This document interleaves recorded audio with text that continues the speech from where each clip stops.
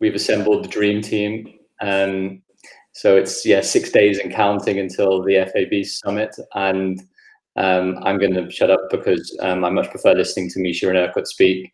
But yeah, 6 days to go. We've got Misha and Erkut here along with myself. We're going to be speaking at the FAB Summit next Saturday. Erkut, we did a chat on Thursday, I think, talking about some of the football agency stuff, FIFA regulations, how the practicalities of being an agent, etc. Misha, you were way too busy for us, actually had proper work to do. And actually, I think that when we did this session in front of people, even that seems like an age ago now, the sessions I thought you did especially were just fantastic, talking about the commercial and brand and exploitation side of the business. So maybe if you just want to give everyone just a quick hello as to what you do, and then the type of things you're going to be talking about on Saturday. Sounds good. What, do you want me to go first? Yeah, go for it, mate. Okay. Well, for those of you who don't know me, I'm sure there are a lot of people who don't know me, but in case you don't, I'm Misha. My background, my background for the last, almost 20 years has been sports marketing, talent, particularly working with talent for many of those years. So on Saturday, we'll delve into a lot of those areas around marketing, around sports marketing, around building a personal brand. That are becoming that are becoming more and more interesting for for talent now. As the time goes on, and now with the pandemic, a lot of these things have been accelerated. How talent connects with their fans, how they can build a career or a brand that means something to people, that transcends what they do on the pitch, because clearly we live in a world where fans are very interested in players as people, as individuals, as what they represent, and how they engage off the pitch. So we'll spend a bit of time going into that. What's happening, who's doing it well. What does it mean to build a brand? Do you have to be one of the best players in the world to have a brand? The good news is you don't. Really learning a lot from both sides of the Atlantic, how this is done in perhaps in North America, but also learning from how the actual how some of the biggest brands that we admire work. Whether that's Disney or Apple or Amazon or Nike or Adidas and so on. What can we learn? How can we apply that to talent? How can we help talent become an enterprise? People who are relevant in culture, and give them the opportunity to build, to generate revenue, and develop, I guess, interest in a career that's parallel to their playing career. And Erkut, you've obviously seen that firsthand, especially working with Misha on lots of different projects, the same as we all have done. I only see with a lot of the players that you work with, and obviously the various commercial ventures that players and talent will get involved in, how important is off-field during a career and post-career for players these days?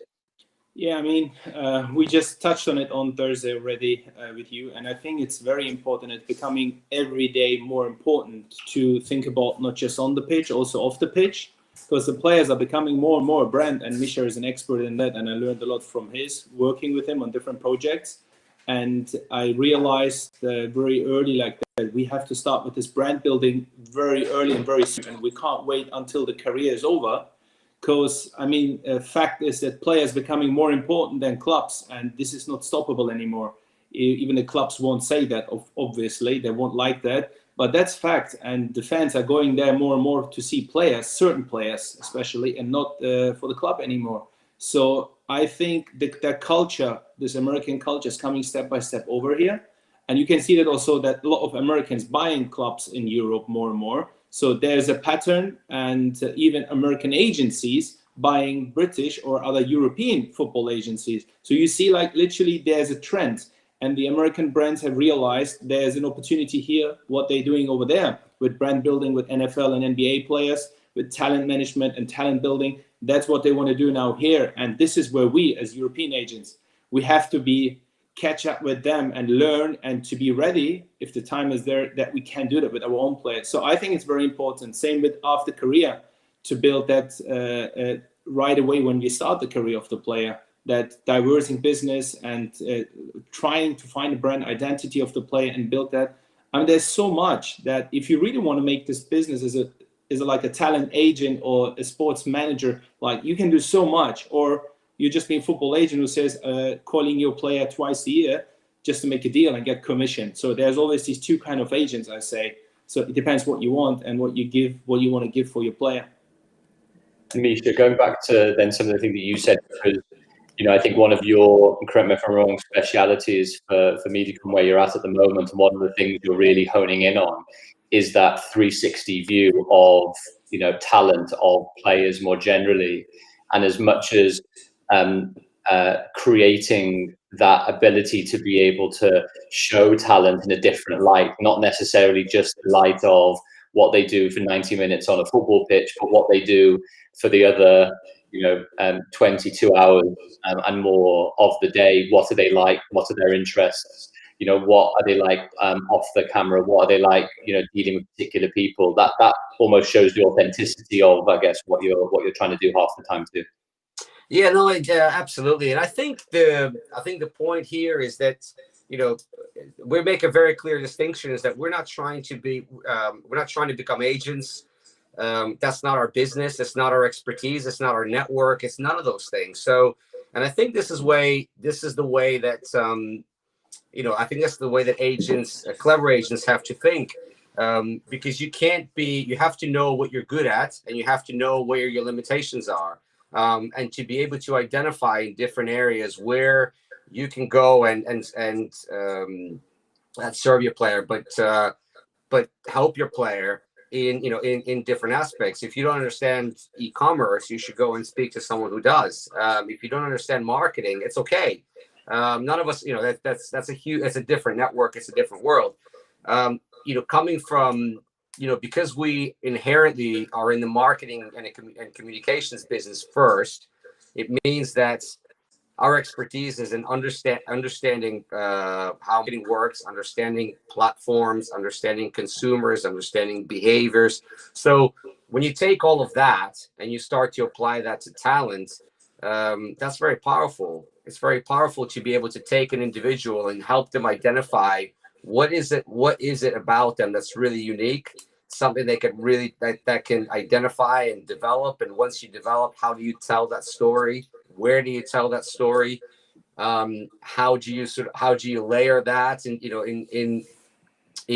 different areas, and how you can go on that journey, because it doesn't happen overnight. You don't just decide one day that you want to do major endorsement deals, or you want to launch your own products and things like that. It doesn't happen overnight, but you could be a global superstar, or you can be a superstar in Poland, for example, whatever that happens to be. But that's something that we can help with, because of the, again, because of our understanding of how media is evolving, how technology is fitting into it, and how can we bring those elements together to help agents who clearly are are experts in very different type of areas, and we're just there to complement that.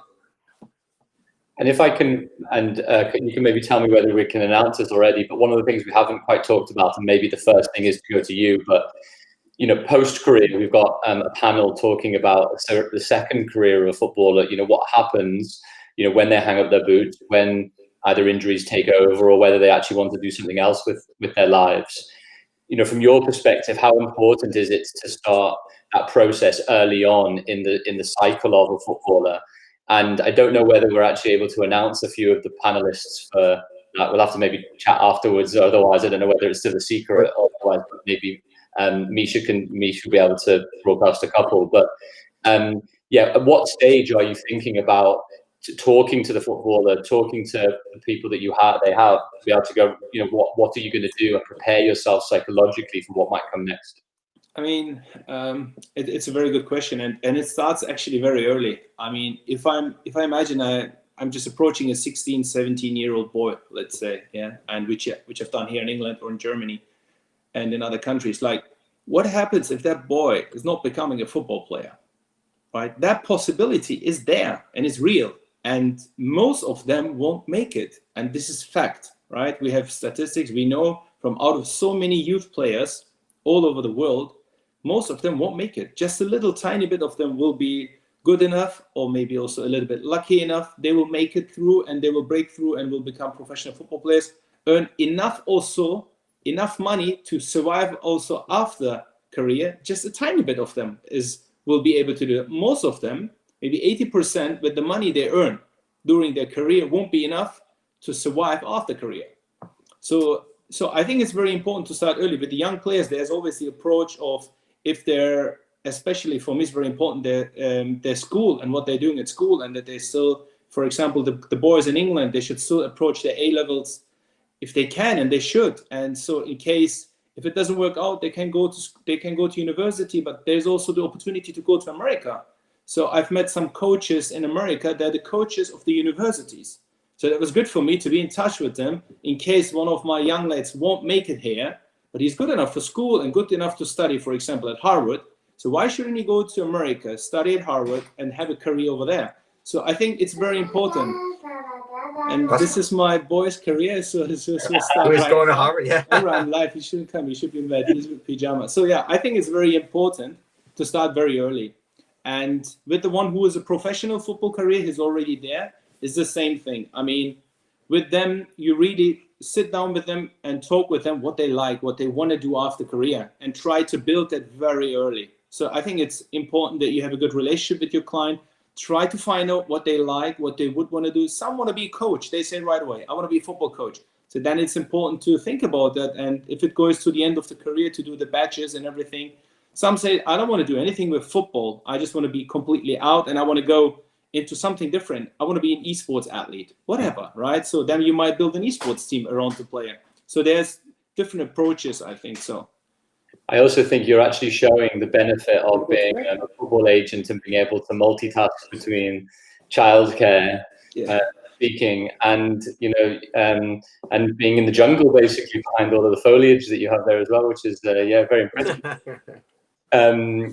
Just lastly as well, we can go on to yourself and Misha in a second, but just obviously for the people that are still watching, the three of us, along with a lot of panelists throughout different times, are going to be speaking at the Football Agent and the Business Summit.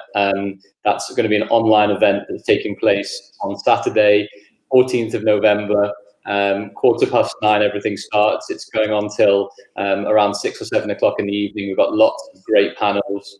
I put a link in the stream, but if you just search Football Agent and Business Summit 2020 on Google, you'll come up with the page.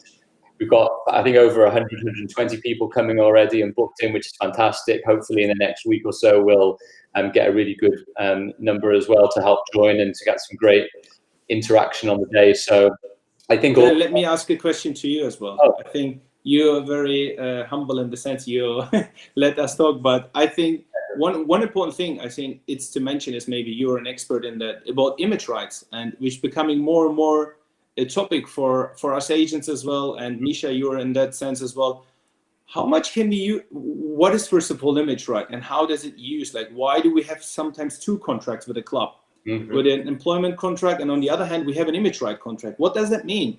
Does that mean a player can't have his own brands or own sponsorship deals anymore? If he have it, does he need to split that money with the club, which we have in UK and in other countries, and it's growing that clubs are coming and saying, hey, if you do a sponsorship deal, you have to give me 50% of that, or 75%, or whatever. So that every club is doing, some clubs not taking anything.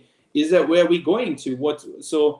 Does it make a sense for a player to have sponsorship deals on the side if he give all his money to the club, or is it fair, or is it unfair? Where's it going? I think this image right thing is very important, and something I, as an agent, had to learn a lot about that to understand and to really work with. What do you think about that, Misha? Yeah, I actually think, and Misha can obviously jump in as well, that probably is one of the areas that crosses over between all three of us, because an agent has to understand the off-field value of his client. The off-field value, which is very much in Misha's sphere, is very important to comprehend, because a lot of the time, exactly as you said, a player may have his employment contract with the club, but also a separate commercial image rights contract with his or her club. And that can contain quite a lot of restrictions. It a lot of the time can mean that you can't work with competitor organizations of club partners. That obviously limits your commercial range. But the upside is that you can earn significant amounts of money from a separate commercial deal, which ensures that the club can use that player for certain appearance, image, commercialization benefits, for club merchandise, for partnership merchandise. And exactly as you touch on, there are a number of clubs now that actually are agencies in their own right. They are the ones that will pay extra for a player's personal image rights in order to then engage with brands to be able to use those players under their agency remit. So the way that I sometimes see things now is that clubs aren't even clubs anymore. Clubs are actually becoming commercial agencies in order to grow their revenue streams in different ways. But I welcome obviously Misha's views on what he's saying too. Yeah, no, that's very true. I mean, we, at the moment we've got a player working with a player at Real Madrid, and so I'm dealing with that as we speak, because the club owns, part of his image rights. All the contracts, all the agreements, everything has to pass through the club. So you think that you're dealing with the player, but actually, ultimately, the club has, the club can almost have a final say whether or not something does happen or doesn't happen, and how they want that to happen or not. So that's certainly that it's an important consideration. It's as you say, Daniel, it has some pluses, it has some negatives as well, because the club has its own, as you say, its own partners, and that could be an issue. But yeah, I mean, this is the reality in which in which we're operating. I think we're going to see more and more of that now, because Erkut, as you said, as clubs are becoming bigger than as players are becoming bigger than football clubs understand that. They also realize that perhaps at least part of your success, if not all of it, but part of your success is down to the fact that the club is doing a lot to build its own brand, right? So they feel that they should, in some way, benefit from that, from the player, commercializing, their own image, whether that's 10%, 20%, 50%, or otherwise. But ultimately, I think what needs to happen is a player needs to control his own image and his own brand, because only when that's the case, and they're very, very clear about what they want to do and where they're going, can they really succeed. And they can't be, and that journey can't really be dictated by another party, by a club. So hopefully it's a kind of an arrangement or agreement where there's a benefit to everyone, and there's an understanding. But ultimately, Erkut, you'll know this, Daniel, you've worked with enough players. Once there is a vision, once there's this is where you want to go, it's important that you have the ability to control that, and to be the ultimate decision maker. No, exactly right. Okay, anything to add? I think we've kept everyone for the 20 minutes. Yeah, I think from my side, I mean, obviously there's a lot of agents who will be hopefully, or upcoming agents, and they want to learn about the business, about the agency regulations, which they might hear a lot in the news recently. The agents regulations will change. I mean, that's for a fact. We can say that. What will happen? There will be probably a salary cap and a commission cap. Salary cap maybe in future for the players, we don't know.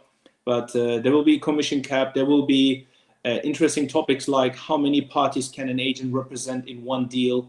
At the moment, an agent can be on all three parties. That should be reduced to the player and the engaging club, or on the selling side, so maximum two.